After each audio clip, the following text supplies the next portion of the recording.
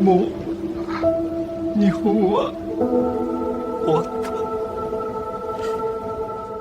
파산 통지서를 받은 날을 기억합니다. 2012년 2월 27일 월요일 오전 10시 도쿄 시부야 엘피다 본사 대회의실이었습니다. 1000명이 넘는 직원들이 모였어요. CEO 사카모토 유키오가 단상에 올랐습니다. 표정이 창백했죠. 엘피다 메모리는 오늘부로 법정 관리에 들어갑니다. 그 말이 떨어지는 순간 회의실이 얼어붙었습니다. 일본 반도체의 자존심이 무너지는 소리였습니다. 그로부터 12년 후 저는 한국 이천의 한 공장에서 더 큰 충격을 받았습니다. SK 하이닉스가 만든 HBM이라는 메모리를 봤거든요. 그리고 깨달았습니다. 일본은 끝났다는 것을요. 제 이름은 다케다 히로시입니다. 62세 전직 엘피다 메모리 수석 엔지니어였습니다. 1985년 도쿄대학교 전자공학과를 졸업하고 NEC에 입사했어요. 당시 NEC는 세계 반도체 1위 기업이었습니다. 인텔을 제쳤죠. 일본 반도체가 세계를 지배하던 시절이었어요. 1980년대 일본은 세계 반도체 시장의 50%를 장악했어요. NEC, 도시바, 히타치, 후지츠, 미쓰비시, 톱10 중 6개가 일본 기업이었습니다. 저는 DRAM 설계팀에 있었습니다. 256KB DRAM, 1MB DRAM, 4MB DRAM. 세대를 거듭할수록 일본이 앞섰어요. 미국 기업들이 하나둘 DRAM 시장을 포기했습니다. 승리의 시대였어요. 1999년 NEC와 히타치 DRAM 사업부가 합쳐져 엘피다 메모리가 탄생했습니다. 저는 창립 멤버였어요. 일본 정부가 지원했습니다. 세계 1위를 되찾아라는 미션이었죠. 하지만 조짐은 있었습니다. 한국 기업들이 무서운 속도로 쫓아왔어요. 투자 규모가 달랐습니다. 삼성전자가 연간 수조 원을 쏟아붓더군요. 엘피다는 수백억엔 수준이었어요. 10배 차이였습니다. 2008년 금융위기가 터졌습니다. DRAM 가격이 폭락했어요. 모든 DRAM 업체가 적자를 냈죠. 하지만 한국 기업들은 버텼습니다. 삼성전자와 하이닉스가 정부 지원을 받으며 생산을 계속했어요. 반면 엘피다는 흔들렸습니다. 2010년 엘피다가 1200억엔 적자를 기록했어요. 2011년 정부가 300억엔을 긴급 지원했습니다. 하지만 부족했어요. 2012년 2월 27일 그날이 왔습니다. 엘피다 메모리 파산, 부채 총액 4,480억엔. 일본 제조업 역사상 최대 규모 파산이었습니다. 저는 그날 사무실 책상에 앉아 울었어요. 30년 반도체 인생이 무너지는 기분이었습니다. 하지만 더 큰 충격은 그 후에 왔습니다. 2012년 11월 엘피다가 미국 마이크론에 매각됐습니다. 2조의 내 헐값이었어요. 저는 마이크론 재팬 소속이 됐습니다. 타이틀은 유지됐지만 자존심은 무너졌어요. 결정권은 없었습니다. 일본 지사는 단순 생산 기지였어요. 굴욕이었습니다. 2015년 어느 날 서울에서 열린 국제 반도체 학회에 참석했습니다. SK 하이닉스 발표가 있었어요. 제목이 HBM 더 퓨처 오브 하이 마이너스 퍼포먼스 메모리였습니다. HBM, 하이 밴드위드스 메모리, 고대역폭 메모리. 처음 듣는 용어였습니다. 발표자는 30대 중반으로 보이는 한국인 엔지니어였어요. 김준혁, SK 하이닉스 메모리 솔루션 개발팀장이었습니다. 기존 DRAM은 평면입니다. 하지만 HBM은 3차원 적층 구조입니다. 4개, 8개, 최대 16개까지 쌓을 수 있어요. 대역폭이 기존 GDDR5 대비 3배입니다. 전력 소비는 절반이고요. 2013년 세계 최초로 개발 완료했습니다. 청중이 웅성거렸어요. 저는 메모했습니다. 호텔로 돌아와 HBM을 검색했습니다. SK 하이닉스가 2011년부터 개발을 시작했고 2013년 JEDC 표준을 만들었다고 했습니다. 삼성전자도 뛰어들었어요. 마이크론도 연구 중이었습니다. 하지만 일본 기업은 없었습니다. 도시바, 르네사스, 후지츠, 아무도 HBM을 개발하지 않았어요. 왜일까요? 돈이 없었거든요. 일본 반도체 기업들은 이미 쇠퇴기였어요. 미래에 투자할 여력이 없었습니다. 반면 한국은 달랐어요. 삼성전자와 SK 하이닉스가 연간 수십조 원을 R&D에 쏟아부었습니다. 실패를 두려워하지 않았죠. 저는 그날 밤 잠을 못 잤습니다. 일본이 또 뒤처지고 있다는 생각이 들었거든요. 2016년 AMD가 RADION R9 퓨리 X를 출시했습니다. 세계 최초 HBM 탑재 그래픽 카드였어요. SK 하이닉스에 HBM이 들어갔습니다. 성능이 놀라웠어요. 메모리 대역폭 512GBs, 기존 GDDR5의 256GBs보다 2배였습니다.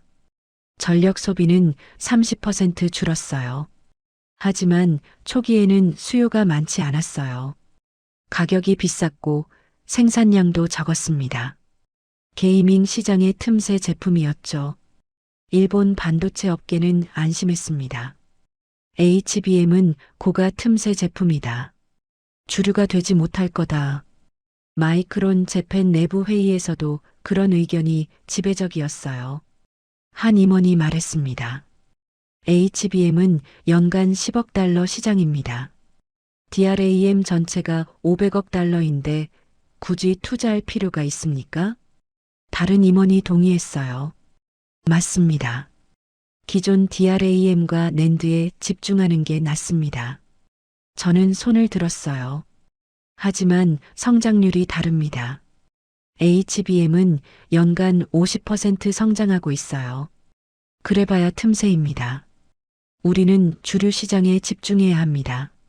말이 통하지 않았습니다. 그해 여름 도쿄에서 반도체 전시회가 있었어요. SK 하이닉스 부스를 방문했습니다. 젊은 한국인 엔지니어가 HBM을 설명하고 있었어요. 8단 적층, 256GBs, 8GB 용량입니다. 내년에 양산 시작합니다. 주요 고객은 누굽니까? 제가 물었습니다. 엔비디아입니다. 차세대 GPU에 탑재될 예정이에요. 엔비디아가 왜 HBM을 선택했습니까? 대역폭 때문이죠. AI 학습에는 엄청난 메모리 대역폭이 필요해요. 기존 GDDR5로는 한계가 있습니다. AI요? 네. 딥러닝이 폭발적으로 성장하고 있어요. 구글, 페이스북, 바이두 모두 GPU를 수천 대씩 사고 있습니다. 그때는 몰랐습니다. AI가 이렇게 커질 줄. 2017년 엔비디아가 테슬러 V100을 출시했습니다. AI 학습용 GPU였어요. HBM이가 탑재됐습니다. SK 하이닉스 제품이었죠. 성능이 폭발적이었어요. 메모리 대역폭 900GBs, 용량 16GB, AI 모델 학습 속도가 이전 세대 대비 3배 빨라졌습니다. 구글, 페이스북, 아마존이 주문했어요. HBM 수요가 폭발했습니다. 2018년 SK 하이닉스 매출이 급증했습니다. HBM 덕분이었어요. 영업이익률이 50%를 넘었습니다. DRAM보다 3배 높았죠. 일본 언론이 보도했습니다.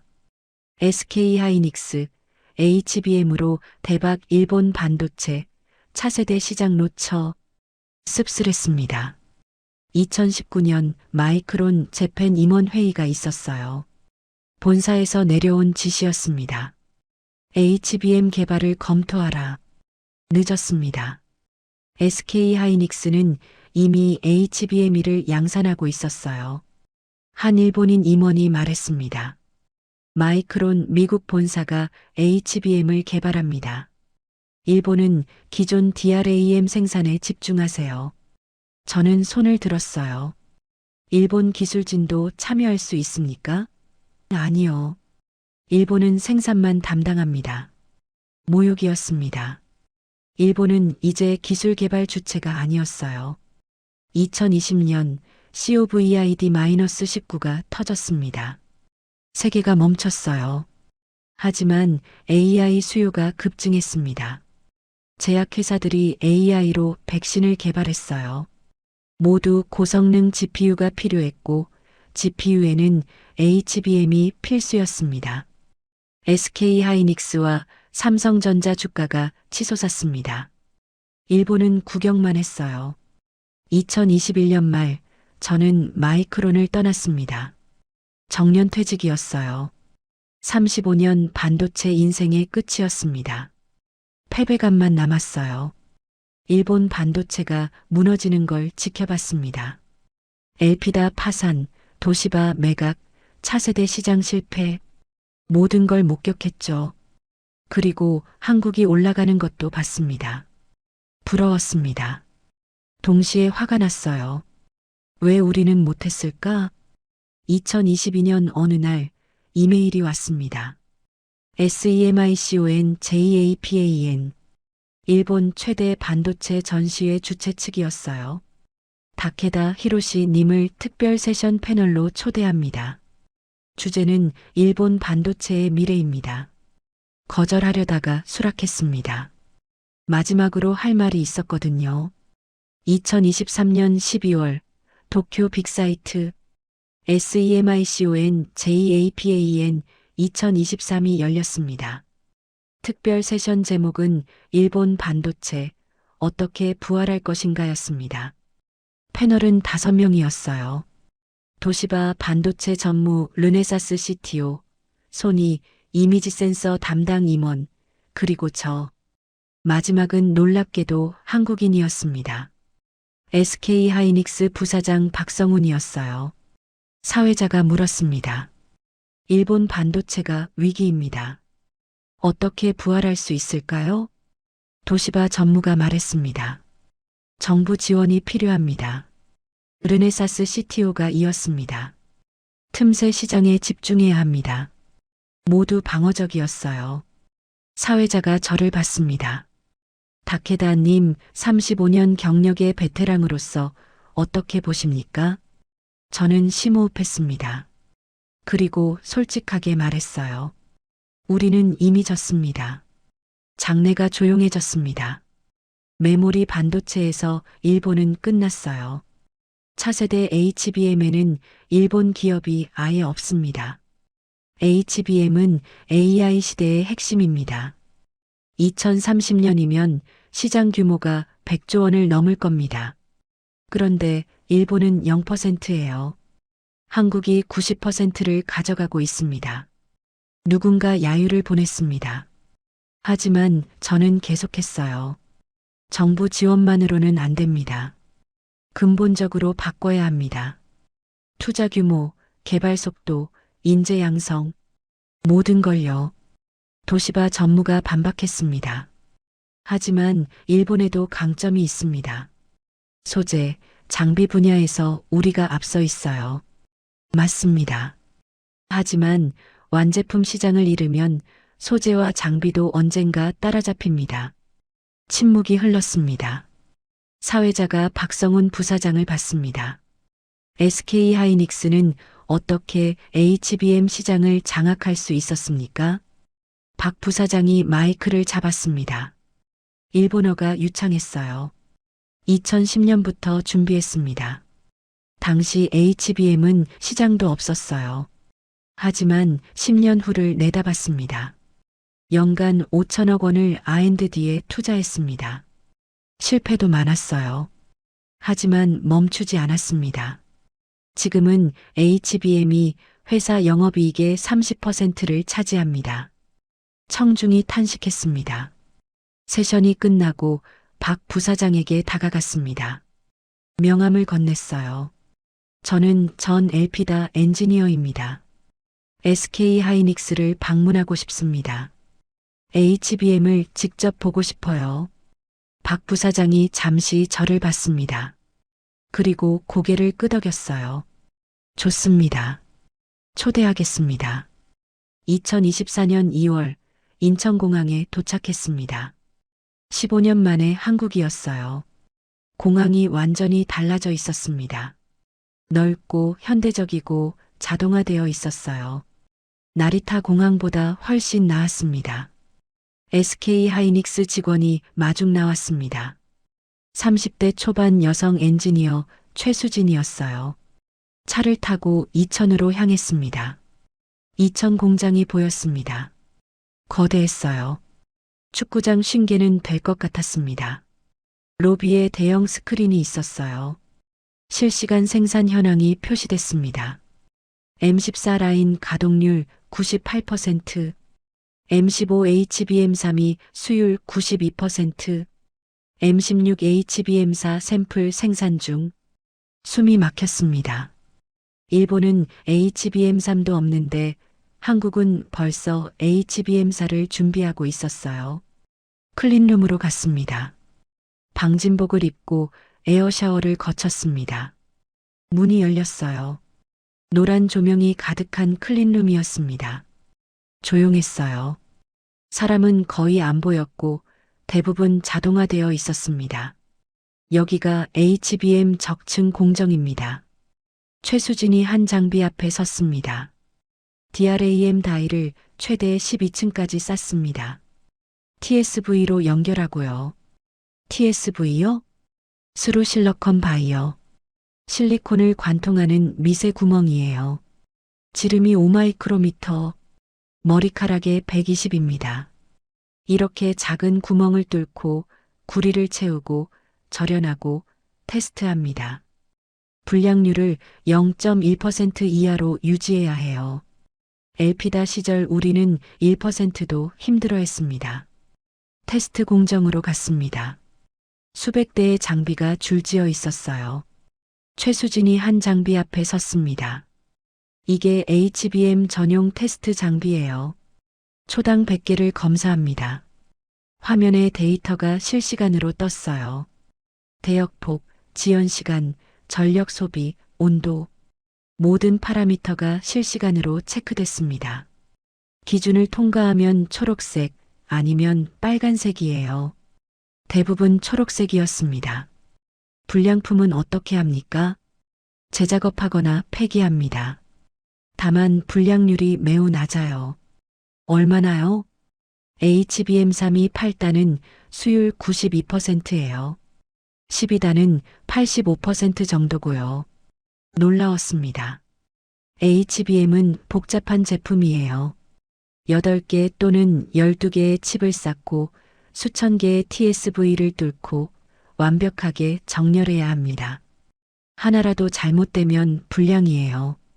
그런데 수율이 90% 가까이 나온다니 어떻게 이렇게 높습니까? 10년 경험이에요.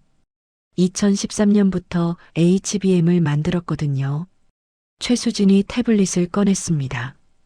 그래프를 보여줬어요. 2013년 HBM1 초기 수율은 30%였어요. 엉망이었죠.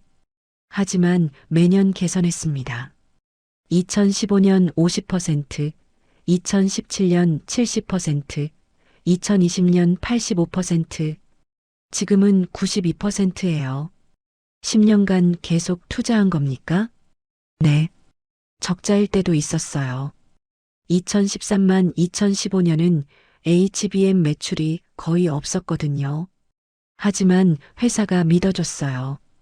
일본은 그런 투자를 못했네요. 맞아요. 단기 실적 압박이 있었겠죠. 최수진이 다음 공정으로 안내했습니다. 패키징 라인이었어요. 여기서 HBM을 최종 패키징합니다. 로직 다이를 붙이고 범프를 형성하고 언더필을 채워요. 거대한 진공 챔버가 있었습니다. 로봇팔이 정밀하게 움직이며 부품을 조립했어요. 정확도가 마이크로미터 단위입니다. 조금만 어긋나면 신호가 안 들어와요. 자동화율은 얼마나 됩니까? 이 라인은 95%예요. 사람은 거의 필요 없어요. 엘피다 시절 우리는 수작업이 많았습니다. 자동화율이 60%였죠. 사람 손이 많이 갔어요. 하지만 여기는 완전히 달랐습니다. 인건비가 절약되겠네요. 그것보다 품질이 중요해요. 기계가 사람보다 정확하거든요. 마지막으로 최종 검사실로 갔습니다. 작은 방이었어요. 화면 하나만 있었습니다. 여기서 출하 전 최종 체크를 합니다. 모든 HBM이 여기를 거쳐요. 화면에 합격률이 떴습니다.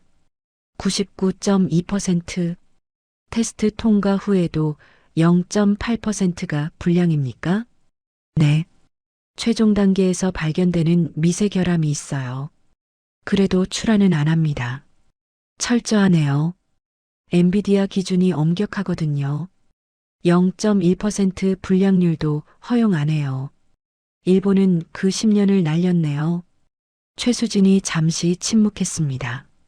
그러더니 조심스럽게 말했어요. 다케다 님, 솔직히 말씀드려도 될까요? 네. 저희도 일본을 존경해요. 1980년대 일본 반도체는 전설이었어요. 저희 선배들이 일본 기술을 많이 배웠거든요. 고맙습니다. 하지만 시대가 바뀌었어요. 이제는 저희가 앞서고 있습니다. 그건 노력의 결과예요. 사실이었으니까요. 회의실로 이동했습니다. 박성훈 부사장이 기다리고 있었어요. 옆에 개발팀장 2명도 앉아 있었습니다. 다케다 님, 어떻게 보셨습니까? 압도적이었습니다. 솔직히 충격받았어요. 박 부사장이 차를 권했습니다. 녹차였어요. 한국식 차가 아니라 일본식 녹차였습니다. 배려였죠. 다케다 님, 한 가지 여쭤봐도 될까요? 네. 일본은 왜 HBM을 개발하지 않았습니까? 기술력이 없어서는 아니잖아요. 엘피다는 세계적 기업이었는데요. 저는 잠시 생각했습니다. 그리고 솔직하게 대답했어요. 두려웠기 때문입니다. 두려움이요? 네. 실패가 두려웠어요. HBM은 미지의 영역이었거든요. 시장이 있을지, 양산이 가능할지, 돈을 벌 수 있을지 아무도 몰랐죠. 한 개발팀장이 물었습니다. 하지만 일본은 기술 강국 아닙니까? 새로운 걸 시도하는 게 일본 정신이었잖아요. 옛날 얘기예요. 1980년대 일본은 그랬어요. 과감하게 투자했죠. 하지만 1990년대 버블 붕괴 후 달라졌습니다. 안전 제일주의가 됐어요. 그래서 포기한 겁니까? 포기라기보다는 선택을 안 한 거죠. 기존 DRAM에 집중하기로 했어요. 안정적이었으니까요. 박 부사장이 고개를 끄덕였습니다. 이해합니다. 하지만 그 안정이 몰락을 가져왔네요. 맞습니다. 박 부사장이 차를 한 모금 마셨습니다.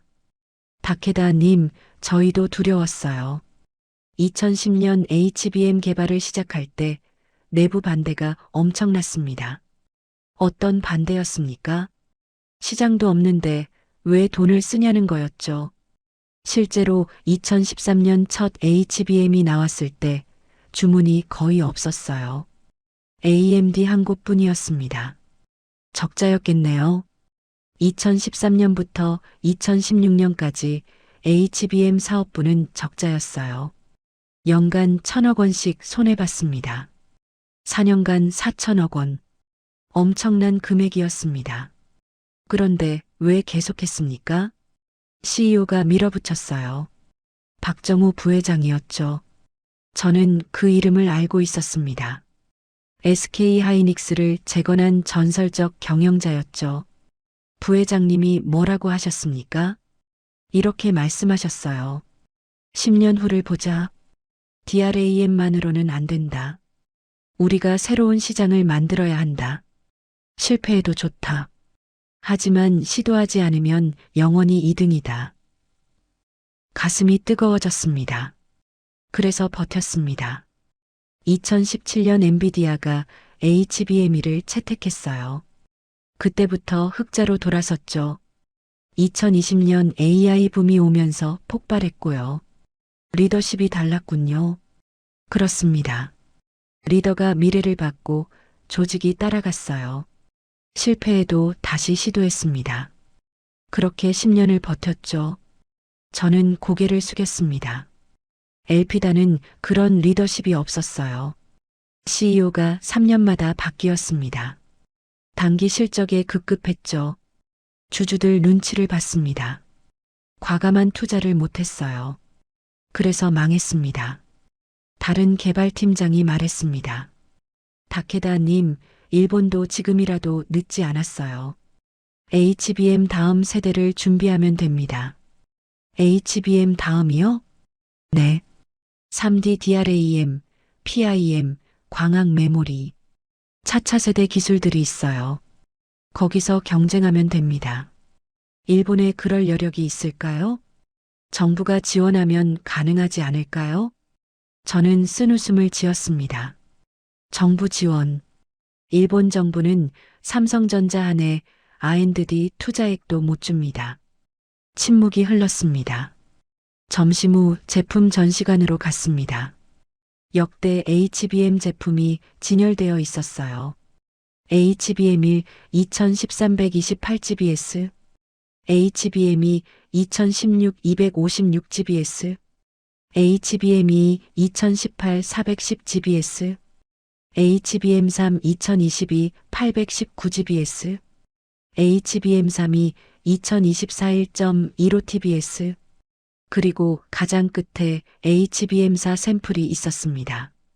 2025년 하반기 양산 예정이에요. 대역폭 2TBS를 목표로 합니다. 2테라. 상상이 안 됐습니다. 2013년 첫 HBM이 128GBS였어요. 12년 만에 16배가 된 겁니다. 엔비디아가 기다리고 있어요. 차세대 AI 칩에 들어가거든요. 오후에는 R&D 센터를 방문했습니다. 연구원 500명이 근무한다고 했어요. 여기서 HBM4, HBM5, 그 이유를 준비해요. 한 연구실에서 젊은 엔지니어들이 16단 적층 시뮬레이션을 돌리고 있었습니다. HBM5는 언제 나옵니까? 2027년쯤 JEDC 표준화 작업 중이거든요. SK 하이닉스가 JEDC 위원회에서 주도적 역할을 해요. 일본 기업은 없었습니다. 표준도 만들지 못하는 거였어요. 저는 그날 많은 걸 봤습니다. 최첨단 공정, 높은 수율, 젊은 인재, 끊임없는 혁신. 그리고 깨달았습니다. 일본은 정말 끝났다는 것을요. 이천을 떠나는 날 아침, 박성훈 부사장이 다시 만나자고 했습니다. 다케다님, 솔직한 의견을 듣고 싶습니다. 일본 반도체가 다시 일어날 수 있을까요? 저는 커피를 한 모금 마셨습니다. 어렵습니다. 돈이 없어요. 일본 반도체 기업들은 적자거나 간신히 흑자예요. R&D에 쓸 여력이 없습니다. 한국과 대만은 수십조 원을 쏟아붓잖아요. 일본 정부는 기껏해야 수천억 엔 수준이에요. 10배 차이예요. 그리고 인재가 없어요. 젊은 엔지니어들이 반도체를 안 해요. 일본에서 반도체는 사양 산업이거든요. 방법이 없습니까? 저는 한참 생각했습니다. 한 가지 있습니다. 한국과 협력하는 거예요. 일본의 소재 장비 기술과 한국의 반도체 기술을 결합하는 겁니다. 박 부사장이 메모했습니다. 좋은 의견입니다. 검토해 보겠습니다. 도쿄로 돌아와서 일본 반도체 산업협회 세미나에 초대받았어요. 주제는 HBM 시장 동향이었습니다. 강연자는 저였습니다. HBM 시장은 2024년 300억 달러, 2027년 900억 달러로 성장할 전망입니다. 하지만 일본 기업은 이 시장에 없습니다. SK하이닉스 60%, 삼성전자 30%, 마이크론 10%. 이게 전부예요. 누군가 손을 들었습니다. 일본도 개발하면 되지 않습니까? 지금 시작하면 5년은 걸립니다. 그때쯤이면 시장은 이미 확정돼 있을 거예요. 그럼 포기하란 말입니까? 포기가 아니라 현실을 인정하는 겁니다. 소재와 장비입니다. 여기서 일본이 강점이 있어요. 한 임원이 말했습니다. 하지만 그건 부품 공급자 역할 아닙니까? 맞습니다. 하지만 현실이에요. 완제품 시장은 이미 한국이 장악했어요. 침묵이 흘렀습니다. 누구도 인정하고 싶지 않았겠죠. 2024년 5월 놀라운 소식이 들렸습니다. SK하이닉스가 2024년 1분기 디램 시장에서 삼성전자를 제쳤다고요. 점유율 SK하이닉스 34.5%, 삼성전자 34.3%. 역사상 처음이었습니다. HBM 덕분이었어요. 일본 언론이 대서특필했습니다. SK하이닉스, 삼성 꺾고 디램 1위. 저는 기사를 보며 복잡한 심정이었어요. 한국 기업끼리 1, 2위를 다투고 있는데 일본은 10위권 밖이었거든요. 2024년 6월 엔비디아 CEO 젠슨 황이 기조연설을 했습니다. SK하이닉스는 우리의 가장 중요한 파트너입니다. HBM 없이는 AI 혁명이 불가능해요. 부러웠습니다. 일본 기업이 그런 찬사를 받은 게 언제였을까요? 2024년 10월 일본 반도체 산업협회가 한일 반도체 협력 포럼을 개최했습니다. 제 제안이 받아들여진 거였어요. SK하이닉스, 삼성전자 임원들이 왔습니다. 일본에서는 도시바, 르네사스, 시네츠화학, 도쿄일렉트론 임원들이 참석했어요. 저는 사회를 봤습니다. 오늘 포럼의 목적은 협력 방안을 모색하는 겁니다. 한국은 반도체 제조에서, 일본은 소재와 장비에서 강점이 있습니다. 함께하면 시너지가 날 거예요. 박성훈 부사장이 발표했습니다. 우리는 일본 소재와 장비에 크게 의존합니다. 포토레지스트, 고순도, 불화수소, 노광장비. 이들 없이는 HBM을 만들 수 없어요. 분위기가 좋았어요. 한 일본 임원이 물었습니다. 차세대 기술에서 협력할 수 있습니까? 당연하죠. 광학 메모리 3D DRAM, PIM 같은 거요. 일본이 강한 분야예요. 공동 개발 검토해 봅시다.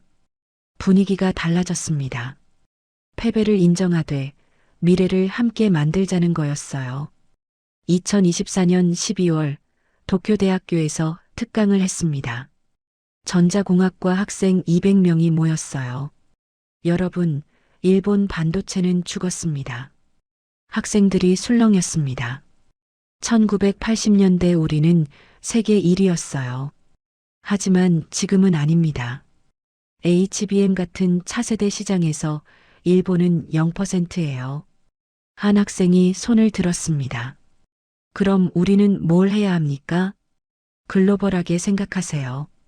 일본에만 머물지 마세요. 한국, 대만, 미국으로 가세요. 거기서 배우고 경험하세요. 한국 기업에 취업하는 것도 괜찮습니까? 물론입니다. SK하이닉스, 삼성전자는 세계 최고예요. 거기서 배운 경험은 평생 자산이 될 겁니다. 그리고 돌아와서 일본 기업을 바꿀 수 있는 사람이 되는 거죠. 학생들 표정이 바뀌었습니다. 2025년 2월 SK하이닉스에서 다시 연락이 왔습니다. 다케다 님, 좋은 소식이 있습니다. SK 하이닉스가 일본의 R&D 센터를 엽니다. 차세대 메모리 기술 개발이 목적이에요. 도쿄에요. 다케다 님이 센터장을 맡아주시면 좋겠습니다. 저는 잠시 망설였습니다. 62세였어요. 은퇴한 지 3년이 됐고요. 하지만 기회였습니다. 일본 반도체를 다시 일으켜 세울 마지막 기회. 하겠습니다. 2025년 4월 SK 하이닉스 도쿄 R&D 센터가 문을 열었습니다. 시부야에 있었어요. 옛 엘피다 본사 근처였습니다. 상징적이었습니다. 개소식에서 제가 센터장으로 인사했습니다. 이 센터는 한일 협력의 시작입니다. 우리는 함께 차세대 메모리를 개발할 겁니다. 센터 직원은 50명으로 시작했어요. 일본인 30명, 한국인 20명, 평균 연령 33세. 첫 프로젝트는 3D DRAM이었어요. 일본 시네츠 화학이 특수 절연막 소재를 제공했습니다. 도쿄 일렉트론이 3D 식각 장비를 지원했어요. SK 하이닉스는 설계와 공정 노하우를 줬죠. 협력이었습니다. 6개월 후 첫 프로토타입이 나왔습니다. 16층 적층 3D DRAM. 용량은 기존 대비 4배, 속도는 2배였어요. 성공이었습니다. 일본 언론이 보도했습니다. 한일 협력, 차세대 메모리 개발 성공. 가장 기뻤던 건 따로 있었습니다. 도쿄대 제자 3명이 SK 하이닉스에 입사했다는 소식이었어요. 젊은 인재들이 돌아오고 있었습니다. 2025년 6월 SK 하이닉스 도쿄 R&D 센터 개소 1주년 행사였습니다. 저는 센터장으로서 단상에 섰어요. 일본 경제산업성 차관, SK 하이닉스 본사 임원들, 그리고 도쿄대 교수들이 참석했습니다. 1년 전 이 센터가 문을 열었습니다. 일본인 30명, 한국인 20명으로 시작했죠. 지금은 70명입니다. 박수가 나왔습니다. 우리는 3D DRAM 프로토타입을 만들었습니다. 16층 적층, 기존 대비 용량 4배, 일본 소재 기술과 한국 공정 기술이 만난 결과입니다. 화면에 프로토타입 사진이 떴어요. 청중이 환호했습니다. 이것이 협력입니다. HBM 시장에서 일본은 졌어요. 저는 인정합니다. SK 하이닉스와 삼성전자가 이겼습니다. 조용해졌습니다. 하지만 패배가 끝이 아닙니다. 새로운 시작이에요. 일본은 소재와 장비에서 여전히 세계 최고입니다. 한국은 제조에서 최고고요. 함께하면 더 강합니다. 기립박수가 터졌습니다.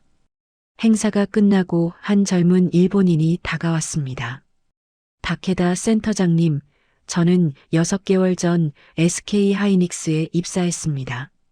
2000 본사 HBM 팀이에요. 좋네요.